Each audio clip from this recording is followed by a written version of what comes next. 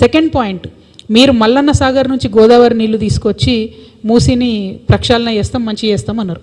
ఒరిజినల్గా కొండపోచమ్మ సాగర్ నుంచి 1100 కోట్ల రూపాయలతో వచ్చే ప్రాజెక్ట్ని మీరు ఎస్టిమేట్ పెంచి 7,000 కోట్ల రూపాయలు మల్లన్న సాగర్ నుంచి అన్నారు. సరే, సంతోషం.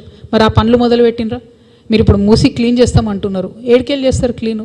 వాటర్ ఎట్లా వస్తుంది? ఫ్రెష్ వాటర్, దాన్ని ఆలోచించండి. మూడవది, నేను మొన్ననే జియాగూడ పోయి వచ్చిన. జియాగూడలో అక్కడ మన గొర్రెలు అమ్ముతారు, మేకలు అమ్ముతారు, మా యాదవ్ సోదరులందరూ, పెద్ద మార్కెట్ అక్కడ. కరెక్ట్ దాని ముంగట్నే మూసి ఉంటుంది, రోడ్కి అవతల సైడ్ మూసి ఉంటుంది.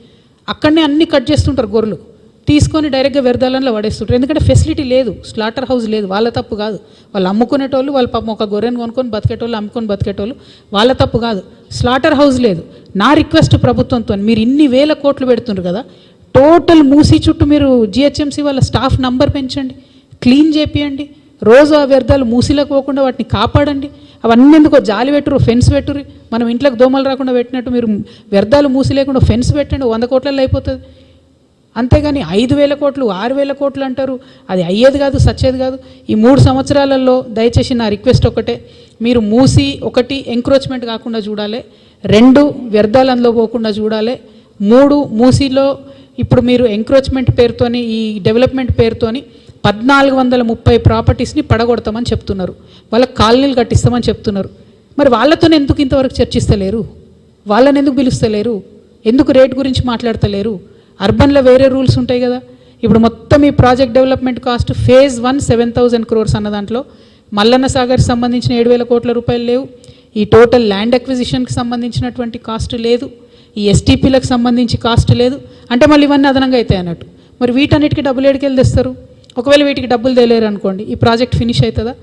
అంటే మీరు అల్టిమేట్గా టోటల్ డిపిఆర్ ఇవ్వకుండా తెలంగాణ ప్రజలను మభ్య పెడుతున్నారని మాత్రం చాలా బలంగా మేము నమ్ముతున్నాము.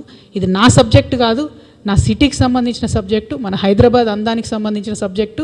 ఈ మూసీ నది మీద డిపెండ్ అయ్యే రంగారెడ్డి జిల్లా ప్రజలు కానీ, తర్వాత నల్గొండ ప్రజలు కానీ, అల్టిమేట్గా కృష్ణా నదిలో కలిసే లోపల మొత్తం ఈ పాయిజన్ క్యారీ చేసుకుంటూ పోతుంది మూసీ నది. కాబట్టి అవుట్ ఆఫ్ దట్ కన్సర్న్ నేను ఈ ప్రెస్ మీట్ పెడతా ఉన్నాను. దీని మీద క్లారిటీ ఇవ్వాల్సిన బాధ్యత ఉంది. ఇది ఒక పక్క అయితే, ఇక రేవంత్ రెడ్డి గారు వచ్చినాక హైడ్రా అనేటటువంటి ఒక మహమ్మారి పెట్టి ఏంది, మూసీ నదికి 30 మీటర్లు ఉన్నవన్నీ కూడా కూలగొడతామని చెప్పారు. మొన్న మేము ఒక దగ్గరికి పోయి ప్రొటెస్ట్ చేసినాం, ఒక ప్రైవేటు సంస్థ దగ్గరికి పోయి. ఎందుకని ప్రొటెస్ట్ చేసినాం? అది లిటరలీ నది మధ్యలో ఉన్నది, మూసీ నది మధ్యలో ఉందని ప్రొటెస్ట్ చేసినాం. ప్రొటెస్ట్ చేయంగానే హైడ్రా వాళ్ళు మామూలుగా దేనికి మాట్లాడరు కానీ, జాగృతి పోయి ప్రొటెస్ట్ చేసిన తెల్లారు ఒక 5 వీడియోలు పెట్టారు. ఆ 4-5 వీడియోలల్లో టెక్నికల్గా, అంటే హైడ్రా వాళ్ళు ఫస్ట్ టైం నేను చూసిన, రిటర్న్ ఇవ్వకుండా ఓ వీడియో చేయించి వెనక బ్యాక్గ్రౌండ్ వాయిస్ పెట్టి, విజువల్స్ పెట్టి, ఒక వీడియోలు కొన్ని హైడ్రా అఫీషియల్ హ్యాండిల్ నుంచి రిలీజ్